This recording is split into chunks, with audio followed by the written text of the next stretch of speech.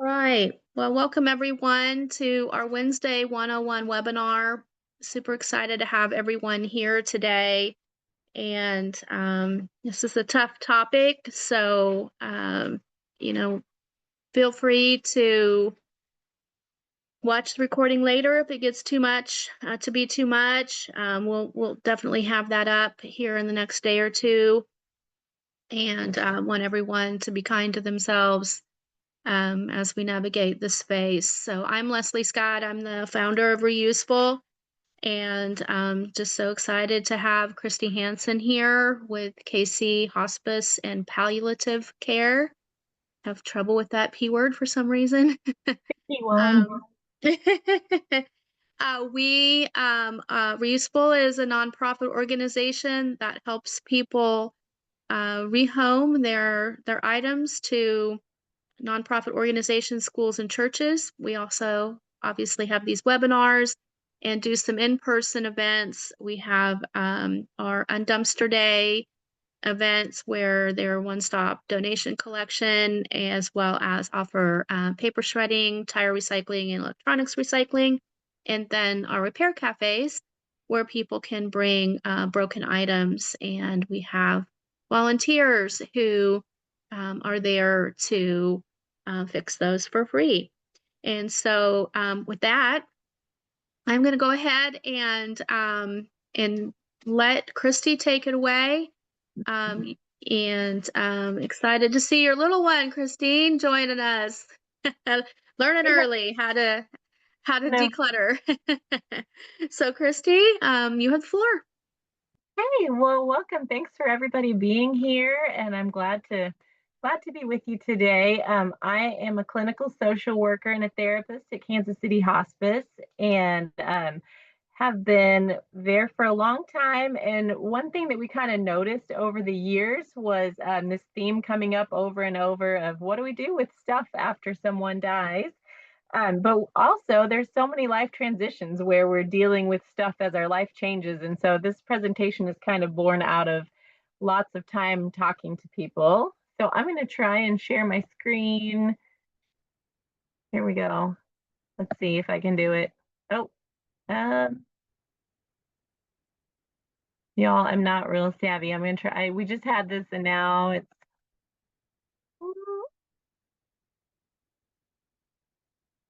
Okay. And try again. And, oh, here we go. Is that sharing? Can everybody see that now? No, I think you'll have to try again.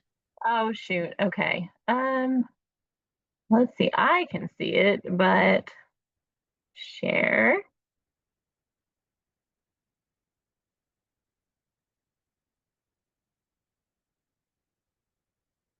Okay. How about now? Are we still seeing? Yes. Okay, Yep. good. You can see the screen. You can see it. Yes, ma'am. Okay, so good. I'm sorry. Bear with me.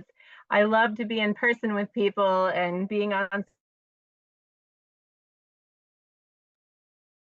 especially since we have so many folks from all over. So welcome, everybody. Okay, this is just a little comic that I think is really funny. I don't anybody relate to this? Just one day, all of this will be yours. And a lot of people are like, no, thank you. We've got too many things to deal with. Um, so we have had at Kansas City Hospice a support group called Sorting Through for several years. And this, what I kind of said, this comes from having people talking about one of the hardest things when we lose a family member is there's so many things, but one of the practical things is dealing with their stuff, and that comes out of fear of erasing them. Our stuff is kind of a personal collection, and as we go through things, there's so many memories attached, and can feel really, really hard to get rid of anything. Sometimes it's overwhelmed with how to begin. Sometimes just the emotional attachment to objects. It's like, what do I do with these things?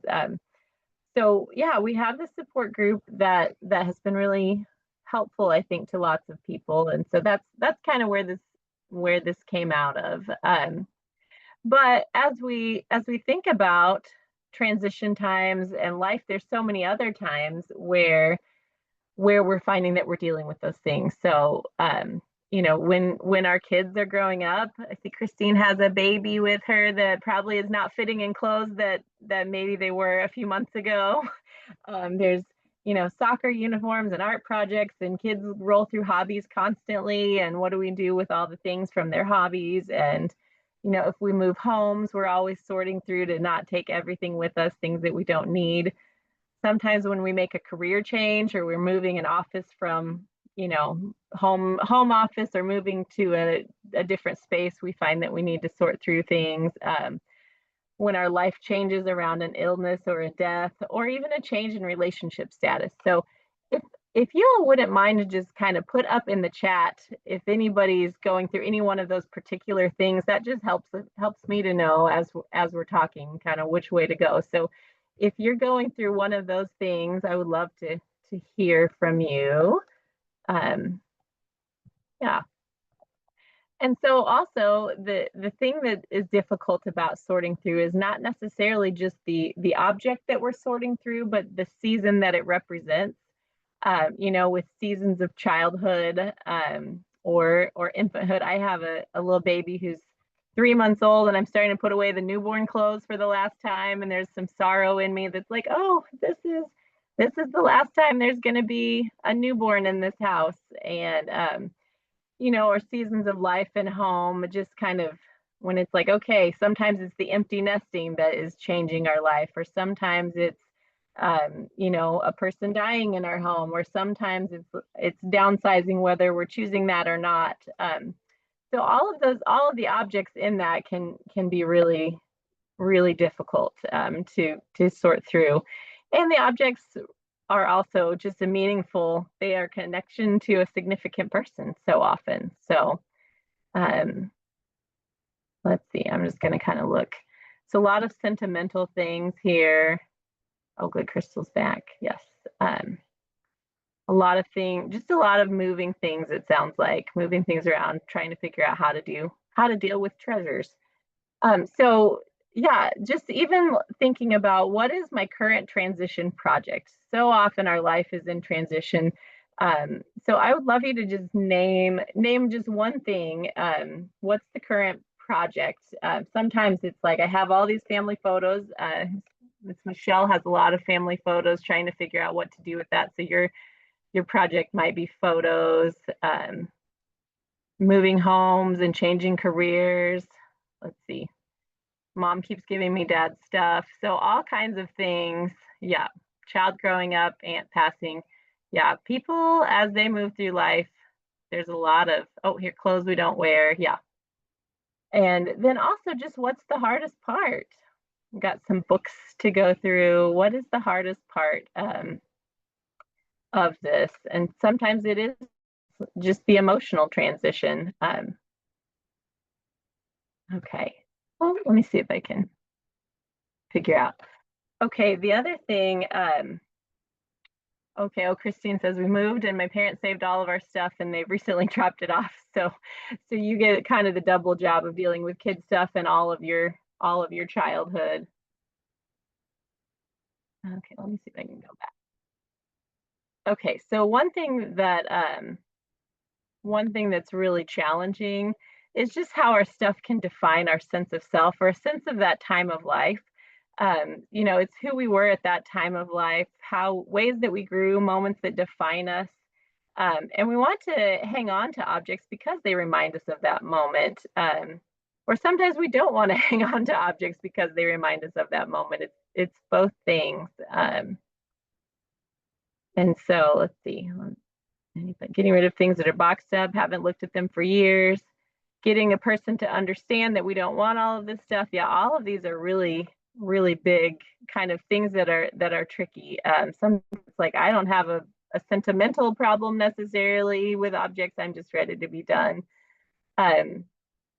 But thinking about, oh, so many papers, thinking about the way the objects kind of can define us as as ourselves as who we are at an ideal time of life. Anybody, I don't know if anybody has a teenager in here or even like an older kid, but their bedrooms, like if you think of even, I want everybody to maybe picture your own teenage bedroom if you can, or your childhood bedroom. We kind of cram it with things that define who we are, right? Like if you were into a certain band, you're going to have a band poster on your wall, and you're going to have every award you've ever won telling you that you're good at stuff. And you know, memories of your yearbooks and your camps and pictures and all kinds of things. And so when we are younger, kind of our stuff helps remind us who we are. And anybody relate? Anybody have a thing? Can somebody just drop in the chat what was in your childhood bedroom that made you a little bit like, this is who I am? I'm thinking about, I kept like every book that I ever read as a kid. I was like, I've got to read all these books. And so anybody, oh, rainbow trash can, Tim Burton film posters. Yeah, absolutely. Let's see what else we've got here. Posters from teen magazines. Yep. So there are just the things, but anybody have a like band poster in their bedroom now? Probably not, maybe, and it's okay if you do, but whales were your thing. So in adult space, we don't need as many reminders of who we are. This is not an adult space my bedroom is not like this. Mine has way more laundry, of course. But you know, our kind of ideal teen space, our ideal youth space is like full of things. I'm going to try to go backwards. So full of things versus kind of like a lot of our ideal space is like not so cluttery when we are adults. And that's hard when we're having to go through like what does my life involve? What are the things from childhood that I need to deal with, or the things that were my aunts or my grandparents, or sometimes I think about, we love to go to a hotel because there's not anything in a hotel that we have to deal with. We just walk in and there's clear space and like, watch that TV and do whatever we want. And that's kind of fun. So one thing we want to think about is just making meaning out of these times of transition and how our stuff also does that. So how we handle the objects that are related to this transition also help us to just go through the season of change. Keeping everything from a particular season doesn't give us permission to grow and change.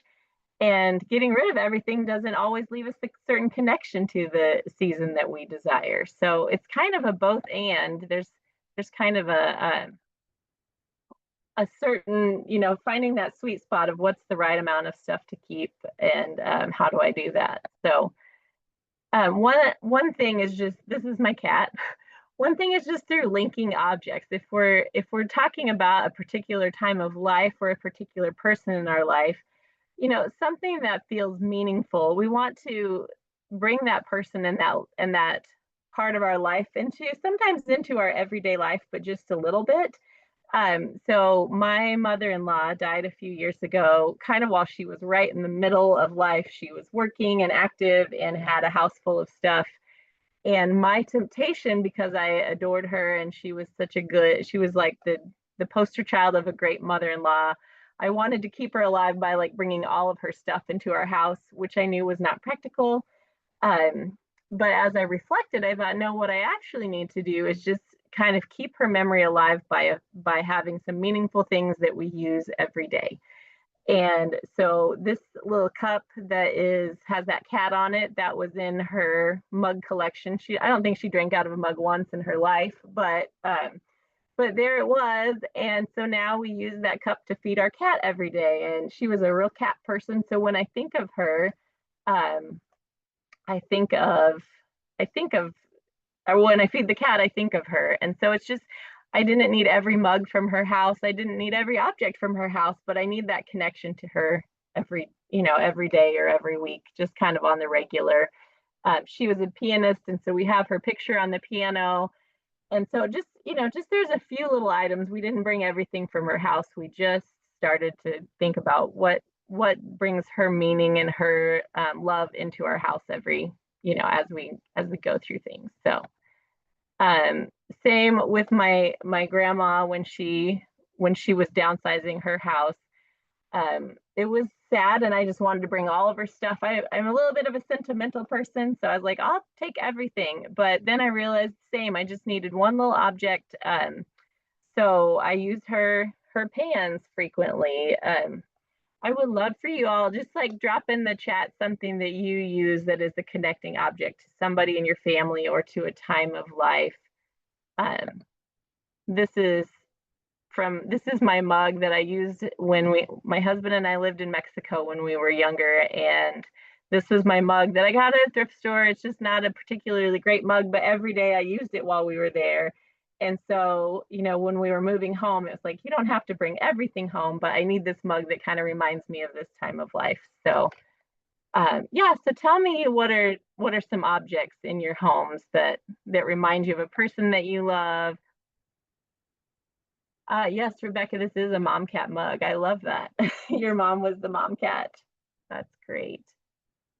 So yeah, anybody have an object in their house that's like, this reminds me of my person that I love, or person that is important to me? Okay, a bank your grandpa passed on, like a little coin bank that you'd put change in, I'm guessing. Yeah, that's great. Thanks, Sister Linda. What else have we got? Yeah. Okay. Well, yeah. So just think about, as you're thinking about sharing. Oh, a cookie spritz. Okay, that's fun. Is that a Christmas thing? I know we did cookie spritzes. Yep. So those objects that we can use that can be meaningful, but that don't take up, they don't take up our whole life. They don't take up a lot of space. We just want things that feel connecting to a time of life for us, but also that don't overwhelm us. So thinking about that as you're sorting through, just that I want connection, but not overwhelming times. So yes, kind of same thing. We might want a whole lot of things at first, and then as we go, just like, okay, I don't need quite so many objects to feel connected, either to a loved one who's passed or to a time of life. Right at the time of a change or transition, or after somebody dies, all of the objects might feel important. And that's okay to just say, okay, for right now, I kind of want to hold on to things, but we can go little by little, eventually just saying, I don't need these things quite so much. So I think the same, like with kids' toys and clothing and sporting equipment, when they first are outgrowing, it's like, well, they just wore this last week, or they just had this, they were just using it. So it feels like I can't get rid of these things, but sometimes it just takes us a little while to feel like this is okay. This is okay to let go.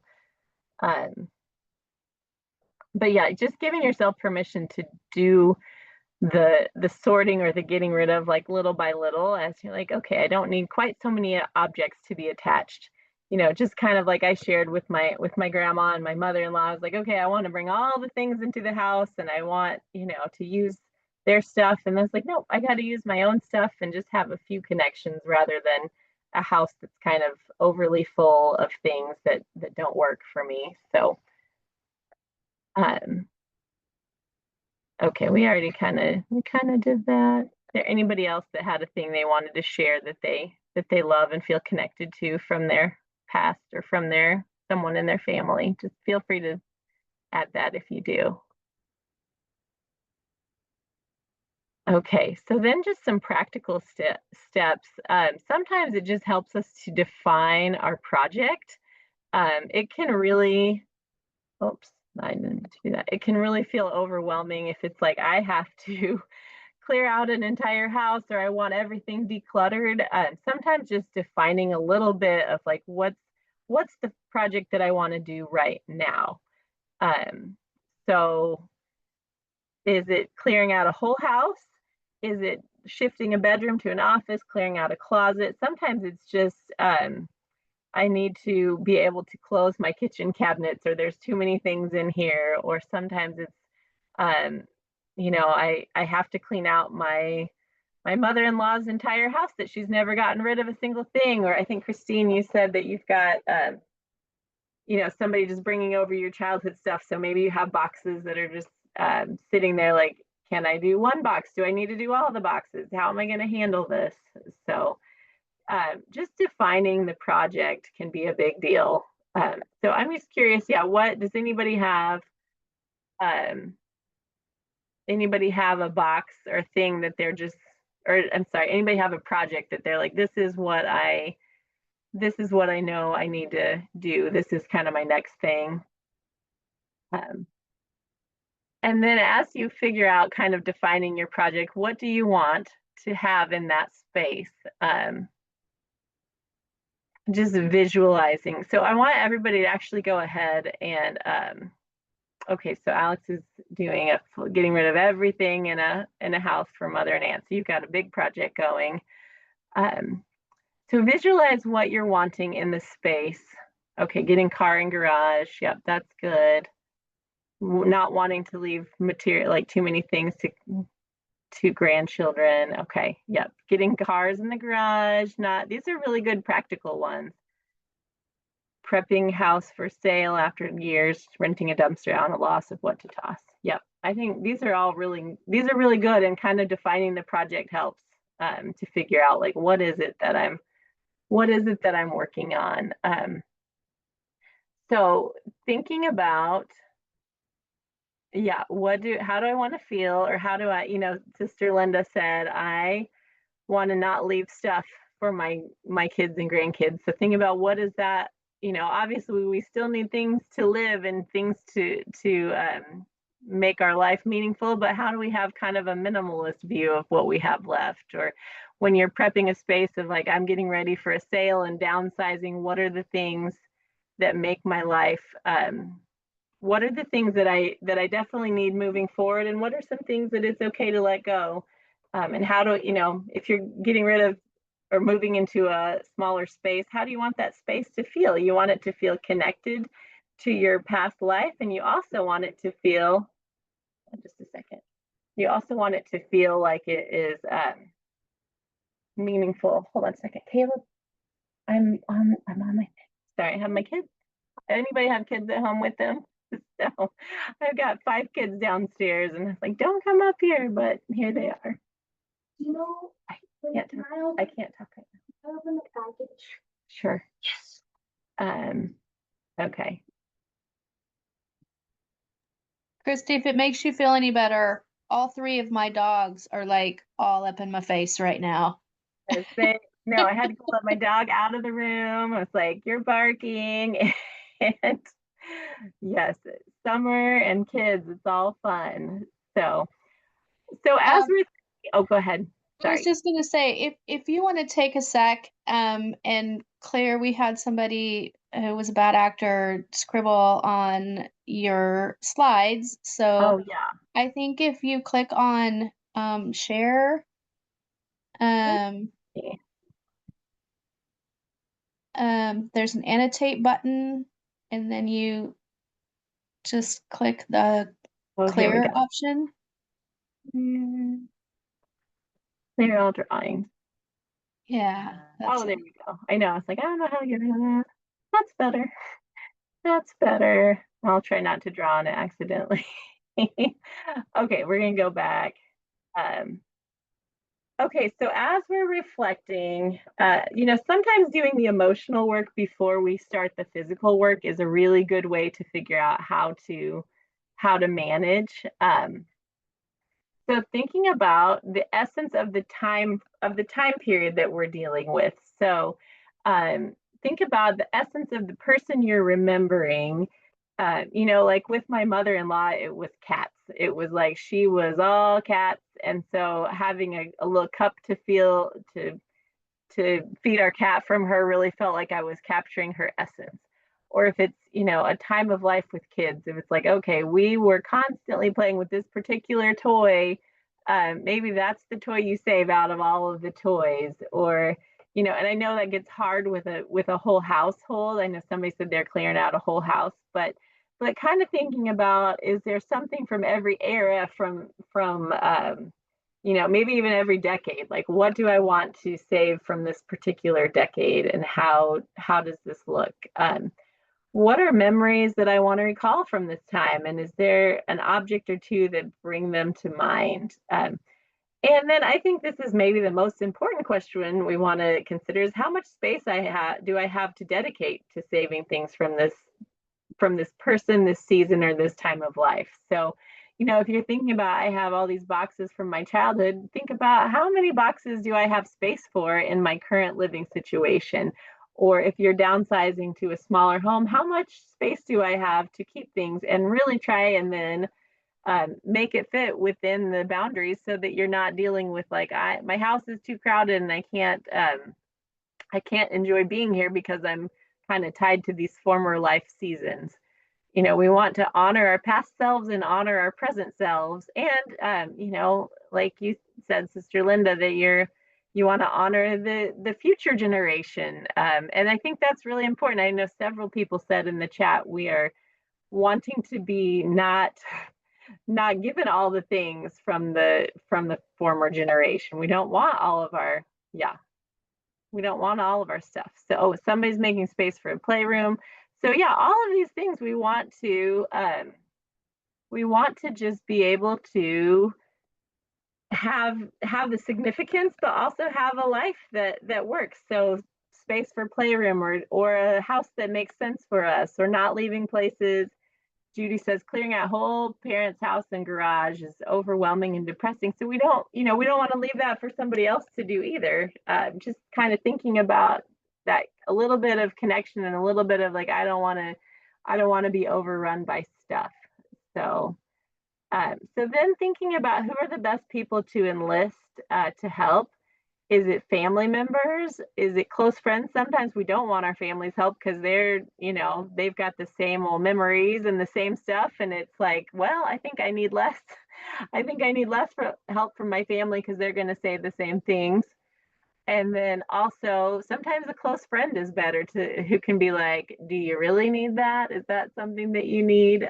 And sometimes it calls for professional help, if that's within your budget and within your capacity. Sometimes we need to just say, I think I need a person who, this is what they do, to be able to help me. So as you're thinking about your current project, just drop in the chat real quick, who do you think would be best to help? Is this a family member situation? Is this a friend situation? Is this a professional situation? I'm just curious kind of what everybody's thinking. Or if there's like, you sometimes know, here's a person I don't want to get involved. Here's somebody I don't want, they're helping me. So, okay. And then we have to prioritize and plan what needs to happen right away. Is there a timeline? Sometimes the timeline can be helpful, and sometimes it can be stressful, right? Sometimes it's good when we have deadlines, and sometimes it's more like, nope, that's not gonna, this just makes me stressed out because it has to be done in such a quick amount of time. So yeah. But sometimes if we don't have a timeline, it's like, well, this can linger for years. We kind of, have you all been there where you're like, this project took like 2 days and 5 years, is how I describe it, like something that doesn't always take somebody, it's like, this actually took not very long, but it took the full like 5 years to get started on it. Oh, Christine says mom should not be there because she might be a little more sentimental. I love that. Okay. Okay, so then we want to just think about how much space we have. Just remembering, as we move into into our future life, we want to just really think about what space do we have available. And so, like, Christine wants a playroom and she has her childhood stuff. And so how do we manage to honor both times, to honor this current season of life and to honor the past season?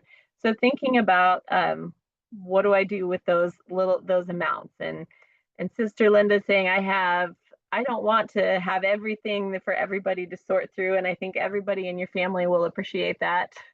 But you don't want to get rid of every last thing. I think maybe you mentioned or somebody else mentioned that I wish I had more things that were from my grandparents, or I wish I had more things that were meaningful to me. So kind of finding that balance, because we don't want to just get rid of everything and erase our pasts or our family's pasts, but figuring out what's the appropriate amount and what's the appropriate amount, because it's going to be different for everybody. If you have a giant house and a giant garage, that maybe you do want to keep more stuff, and if you don't, then thinking what makes my space not feel cluttery. Okay, and then just pacing yourself, planning several sessions, scheduling breaks so you're not going to the point of exhaustion. Anybody get to where you're like, if I have to look through a single more thing, like my eyeballs are going to bleed out, like I just can't even think about it anymore. So we usually suggest no more than 3 hours without a break, and then planning snacks. We don't want to get hangry while we're looking for things, planning, and just planning to do something that kind of is a little reward after. Maybe it's like, I'm going to go get my favorite little fast food meal, or gonna go out and check on, go out and do something fun, little ice cream or whatever. Just making sure you don't get exhausted, because then we make a whole lot of progress in the first hour, and then it kind of diminishes after that. So stopping when you feel like you're not making great progress anymore. So I think that's important also, is just pacing yourself. Let's see. Oh, okay. So the problem is what to do with the stuff you weed out. That's a good problem, because you're already weeding out. I love that. So we'll talk about that.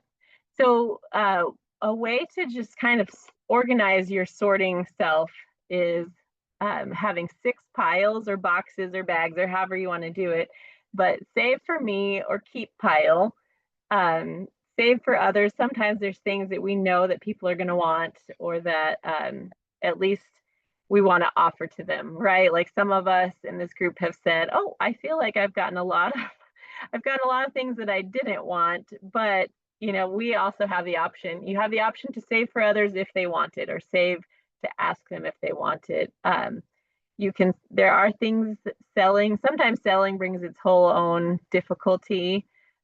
Donating things, there's some things that are just trash and we just need to throw away.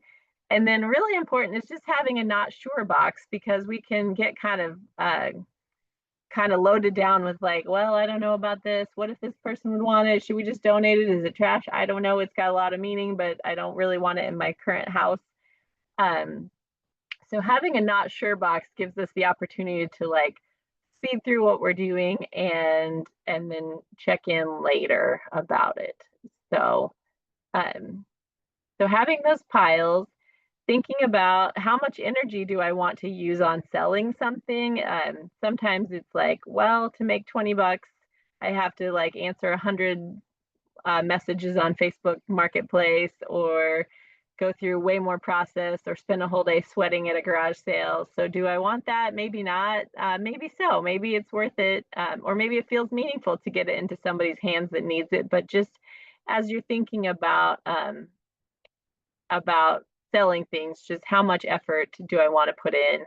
And same with donations. Is there somewhere that I feel like is a meaningful place for donations for me? Finding, often it's like, okay, I'll go to the same thrift store over and over again and drop off a million things, or I know in Kansas City, big brother, big sister will come pick things up from houses. So that's kind of nice. Okay, what to do when the keep piles get huge? I think somebody just mentioned that, and if they're like, I've got way too much stuff that I want to keep, or what do I do? So thinking about, do I have multiples of this item? Can I get a subset? If somebody that you loved had, for instance, like in the case of my grandma, salt and pepper shaker collection, we had, I don't know, tons and tons and tons of salt and pepper shakers. So everybody in my family just took a few. I think I have 2. My sister has 2.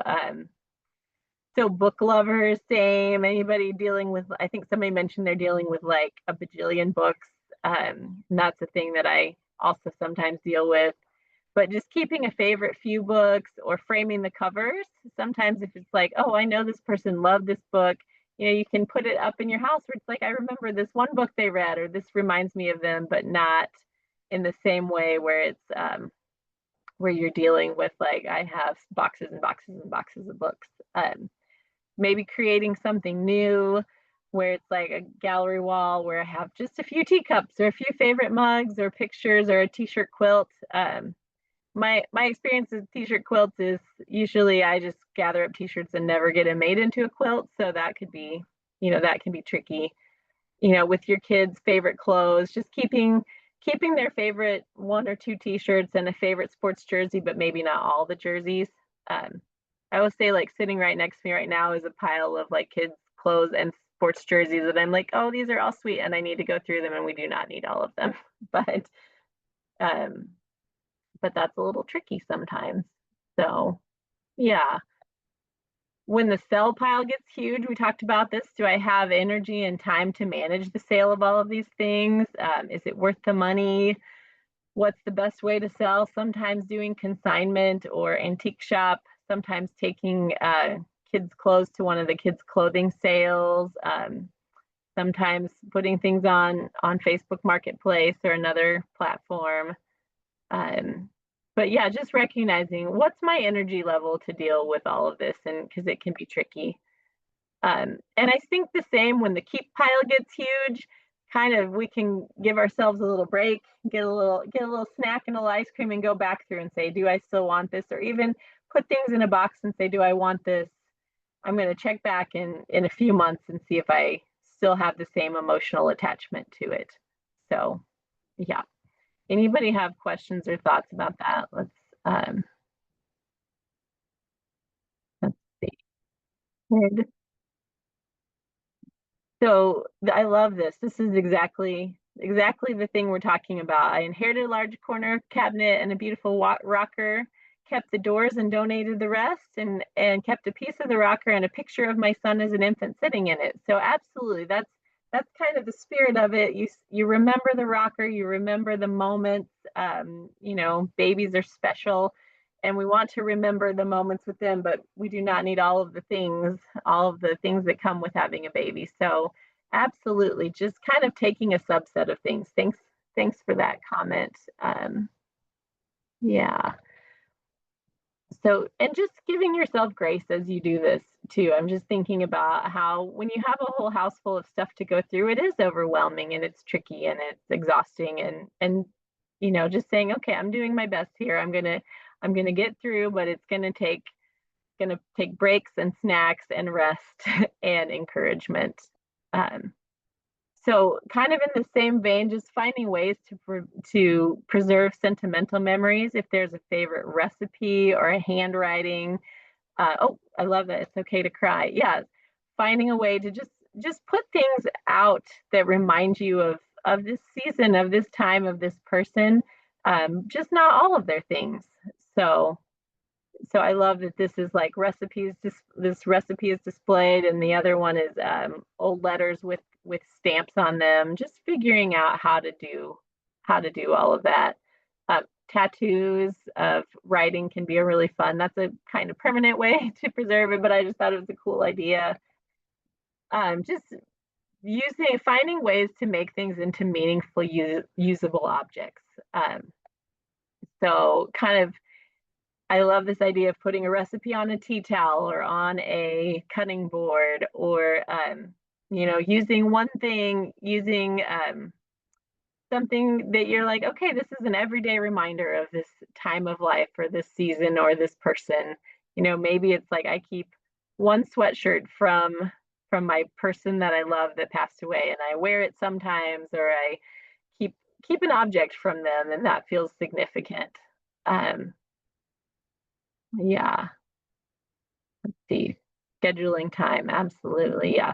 I think that is a big deal, to schedule time for doing this. So, art, I know we have like a bajillion pieces of kid art downstairs. And so putting into a book, there's so many places on the internet that will take your art and turn it into a book. And I love that.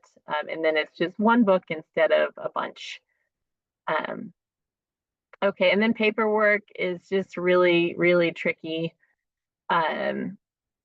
But just remembering to keep these, this is kind of a quick list of things that you should always keep: birth and death certificates, social security cards, pension plans, whoops, um, any kind of ID, marriage license, insurance policies. This stuff is things that will come up and you'll be glad that you saved.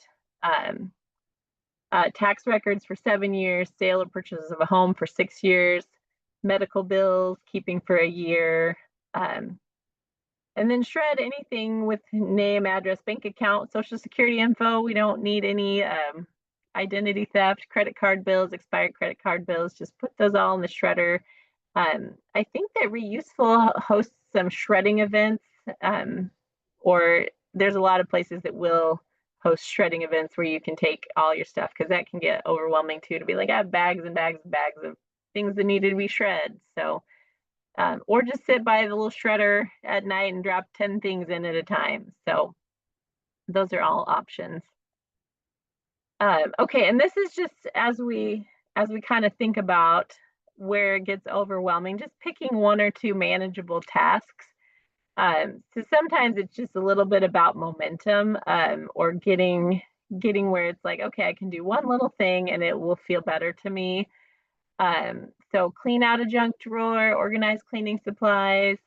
Sometimes just clearing off the dining room table feels like that to me feels like, okay, that was a big event almost on a weekly basis. And then my house feels better and more ready to go. Donating old games and puzzles. Sort through old sheets and towels. Those are easy ones to start getting rid of. And you sometimes, like if you take old towels to a shelter for dogs, then you're like, good, these are getting used right away. Getting rid of expired medicines. So, okay, I want everybody to just drop in the chat which one of these you want to do, which one would feel good to you to do this week, or if there's something else. Sometimes just saying it, I'm gonna go and do this thing, and then it helps us get a little momentum for what we're doing. Okay, so yeah, what's a manageable task I can take on this week? So kind of that same question. And then one thing I've done in the last week already to improve my space. I would love to hear what you've already done, because that sometimes we just need that. Okay, so we're going to clean out the car and medications, organize cleaning supplies, box of books, donate towels. Very good. We're going to feel better. Okay, and then what have you done to improve something in your space in the last week? Because we usually are constantly trying to improve our spaces. For me, sometimes it's just like I put away laundry and I feel like an amazing human when I get my laundry put away. So, oh yeah, Leslie says use visit Re.Useful to take your still good stuff to and on dumpster days. Yep. Okay. Oh, Rebecca got rid of cleaning supplies. Great job, Rebecca. Yay.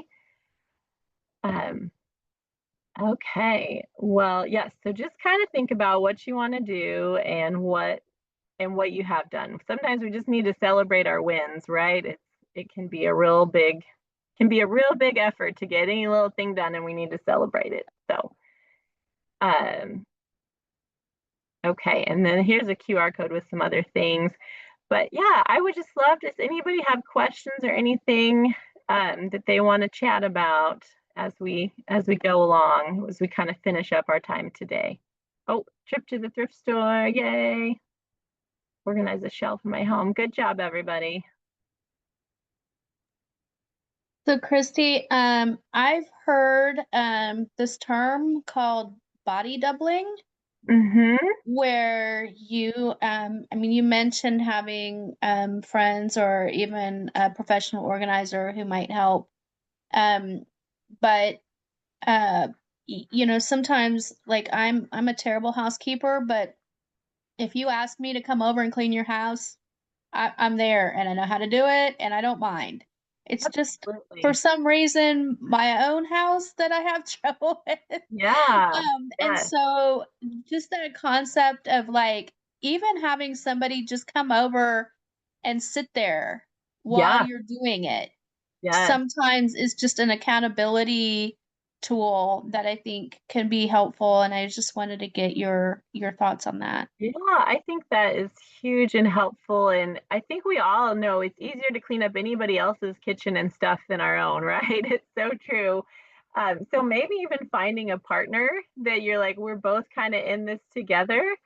Um, but yes, absolutely. I think for me, anytime I'm like, I don't mind to wash my dishes, but if somebody will sit and talk to me while I'm doing it, it is like 100% easier. So absolutely, Leslie, I think this is, we're not really meant to do all of this alone. I think we're meant to do this in community, which is even why we have webinars like this, because you can kind of see as we chat that there's so much more. There's lots of people with this kind of thing going on. But yeah, invite a friend over or be the friend that goes over and says, I know you're trying to do a hard thing right now. What can I do to help?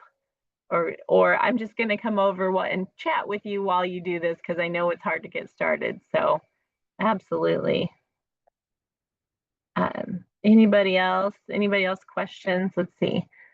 Um, Oh, let's see. Michelle says, huge bin of photos, books, slides. Any suggestions other than tossing? Um, I would say, Michelle, my thought is maybe getting in touch with a company that will digitize them, so you feel like I have them available, but I don't necessarily have to keep the box. There's a lot of companies that will do that. Or back in the day before the digital photos, we would have, like, here's 9 shots of the same thing and only one where we're smiling, or here's like places that we don't even know where we were.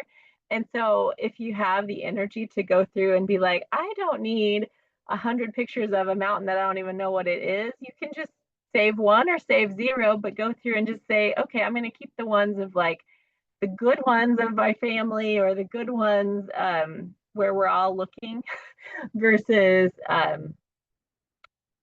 like, I just have this box of photos, because now we only print what we want. But then it used to be, you showed up and you printed and you got 30 pictures and maybe 15 of them were good.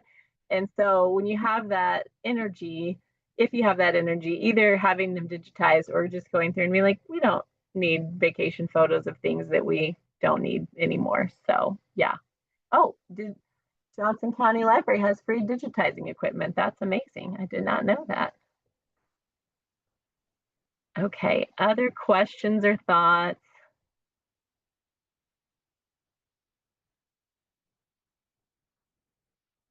Oh yeah, here's Kansas City Hospice. We have resources on our website, and there's a place, Story Boutique takes a lot of furniture.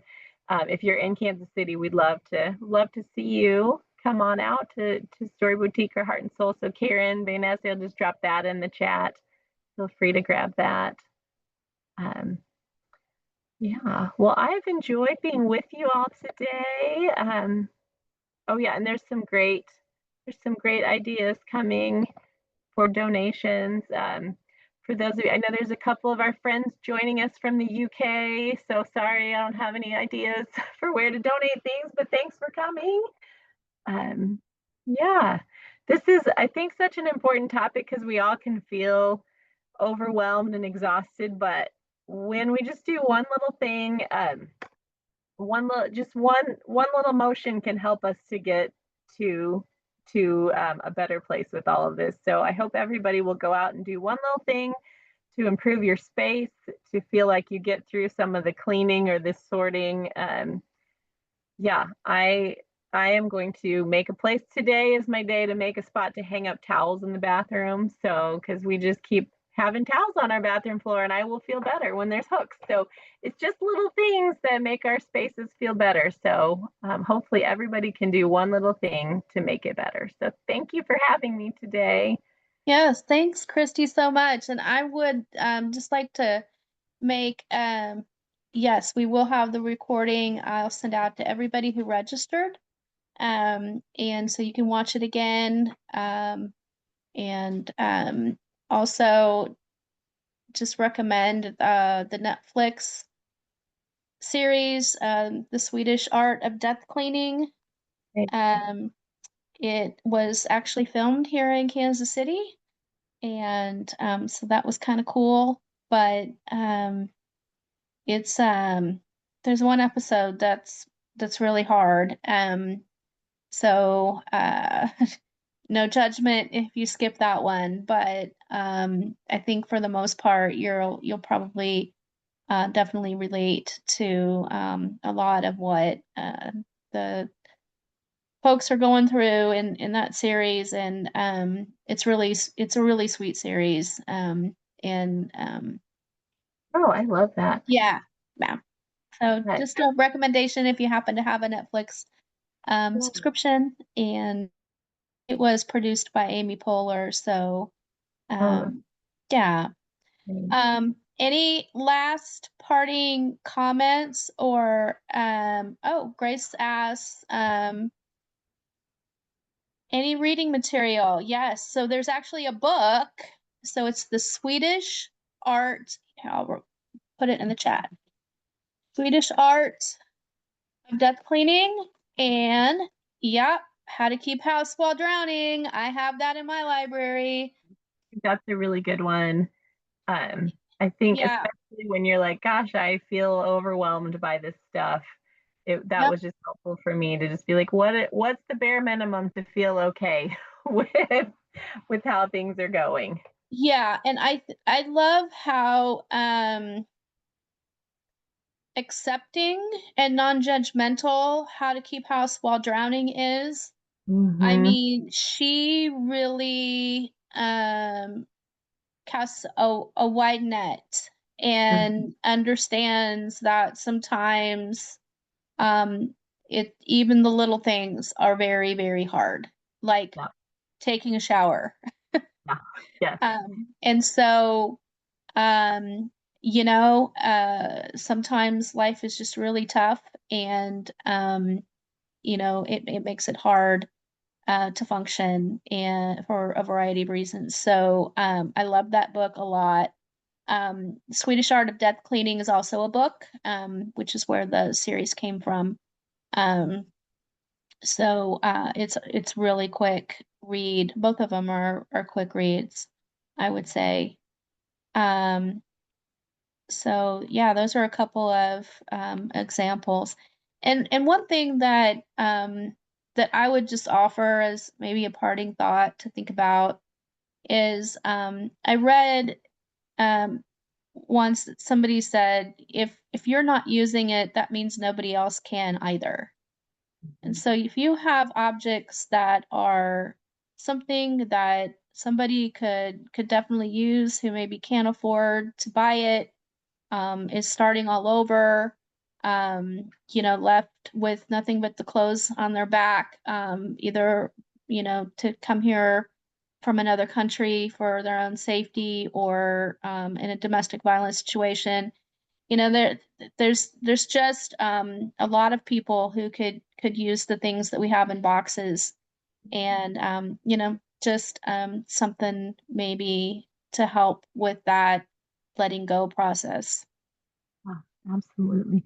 I will also say, on Facebook, there's buy nothing groups where you can share. I don't know if anybody, it's usually local within your neighborhood or within your area, and you can just say, I have this object, and so often I've gotten things that I've needed and given things that other people have needed, and even sometimes just sharing. Somebody said my dog's having surgery and I need dog stairs, and I was like, our dog has stairs that he doesn't need right now, and so just keeping it, it's kind to our earth when we share things, and just kind of what Leslie said is there's lots of people who are struggling, and sharing is good, because if it's sitting in a box in our house, it's not getting used anywhere else, and also if we can just keep from having to make more things, I think it's great.